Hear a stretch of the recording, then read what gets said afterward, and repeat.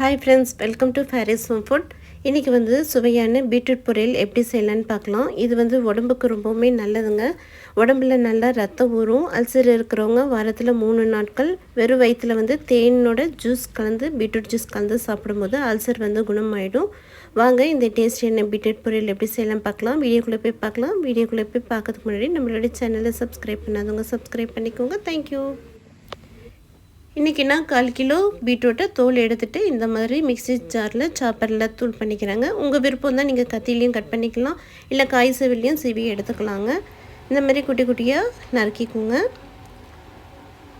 Pan வச்சுக்கோங்க, oil போட்டுக்கோங்க. பீட்ரூட்டுக்கு தேவையான அளவுக்கு ஆயில் போட்டுக்கோங்க. ஆயில் சூடாகட்டும். ஆயில் சூடானதும் 1/2 டீஸ்பூன் உளுத்தம்பருப்பு போட்டுக்கோங்க. 1/4 டீஸ்பூன் கடுகு போட்டுக்கோங்க.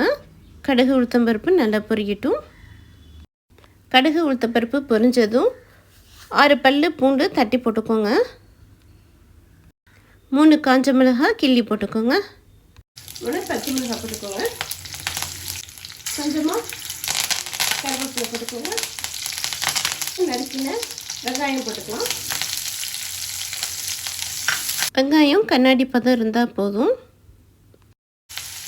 1 டீஸ்பூன் மஞ்சள் தூள் போட்டு நல்லா வதக்கிட்டுக்கோங்க. சிறுபருப்பு 2 டீஸ்பூன் அளவுக்கு நான் தண்ணியில் ஒரு 10 நிமிஷத்துக்கு முன்னாடி ஊற போட்டுட்டேன். நீங்களும் இந்த மாதிரி ஊற போட்டு வச்சுக்கோங்க. இப்போ சிறுபருப்பு போட்டுக்கலாம். 10 நிமிஷம் சிறுபருப்பு முன்னாடியே ஊற போட்டுட்டிங்கன்னா இந்த எண்ணெயிலே போட்டு பருப்பு வதக்கும் போது பருப்பு நல்லா வெந்துடும். இப்போ எடுத்து வச்சுருக்கிற பீட்ரூட் போட்டுக்கலாம்.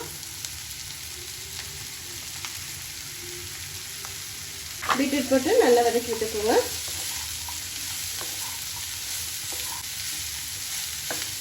நல்லா அந்த பூண்டு வாசனைக்கும் பீட்ரூட் பொரியல் பச்சை மிளகாய் நல்லா செமையாக வாசனையாக இருக்குங்க. எல்லா பொரியலுக்குமே நீங்கள் பூண்டு போட்டுக்கோங்க. நல்லா கமகமன்னு வாசனையாக இருக்கும். தேவையான அளவுக்கு உப்பு போட்டுக்கோங்க.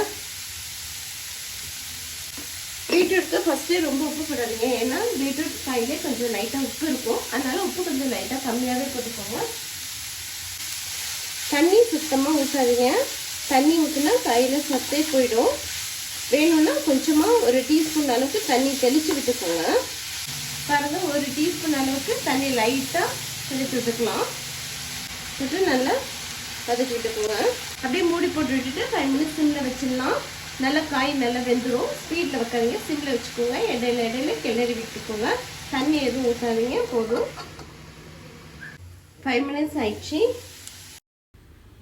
பாருங்கள், சூப்பராக பீட்ரூட் காய் நல்லா வெந்துருக்குது. நல்லா கிளறி கொடுத்துக்கோங்க. தண்ணியே சுத்தமாக ஊற்றாமல் காய் பண்ணுங்கள். அப்போ தான் காய் வந்து ஒரு நல்ல டேஸ்ட் இருக்கும். நல்ல தண்ணி ஊற்றி பண்ணிங்கன்னா காயில் இருக்கிற சத்தும் போயிடும். இந்த மாதிரி தண்ணி ஊற்றாமல் பண்ணுங்கள், சூப்பர் டேஸ்ட்டாக இருக்கும். இப்போ 1/4 மூடி தேங்காய் எடுத்து துருவி போட்டுக்கோங்க. தேங்காய் துருவல் போட்டு நல்லா வதக்கிட்டுக்கலாம். இப்போ வந்து ஸ்டவ் வந்து ஹை ஸ்பீடில் வச்சுருங்க. ஹை ஸ்பீடில் வச்சுட்டு நல்லா வதக்கி விட்டுக்கோங்க. சூப்பராக டேஸ்டியாக பீட்ரூட் பொரியல் ரெடி ஆயிடுச்சுங்க. இது நல்லா கறி குழம்புக்கு சாம்பாருக்குலாம் வச்சு சாப்பிட்றதுக்கு ரொம்ப நல்லாயிருக்கும். சுட சுட சாதத்துக்கு போட்டு சாப்பிடும்போதும் சூப்பராக அருமையாக இருக்கும். நல்லா பூண்டு வாசனை தேங்காயெல்லாம் போட்டு நல்லா கமகமன்னு இருக்குது. இதே போல் நீங்களும் செஞ்சு பாருங்கள். இந்த வீடியோ பிடிச்சிருந்ததுன்னா லைக் பண்ணுங்கள், ஷேர் பண்ணுங்கள், சப்ஸ்கிரைப் பண்ணுங்கள். தேங்க்யூ ஃபார் வாட்சிங். பாய்.